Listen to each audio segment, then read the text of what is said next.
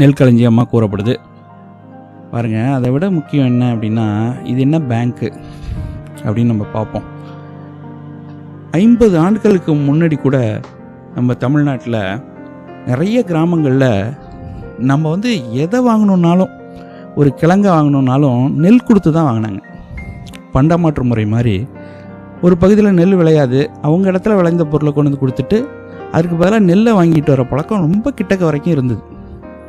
நெல் மட்டும் இல்லை, கிழங்கு, வெங்காயம், கடைசியாக இருந்தால் நம்ம ஐஸ் கூட எப்படி வாங்கியிருக்காங்கன்னா நெல்லை கொடுத்து வாங்கியிருக்காங்க. இப்போ இந்த இடத்துல பணம்ன்றது நெல்லாயிடுச்சா, தானியங்கள் தான் நெல்லாயிடுச்சு, தானியங்கள் தான் ஒரு பணமாயிடுச்சு சரியாக சொன்னான். இப்போ பாருங்கள், இப்போ இந்த நெற்களஞ்சியத்தில் எவ்வளோ தானியங்கள் இருந்தால் மக்களுடைய பாதுகாப்பின் அளவு எவ்வளோ இருந்திருக்கும். இதுக்கு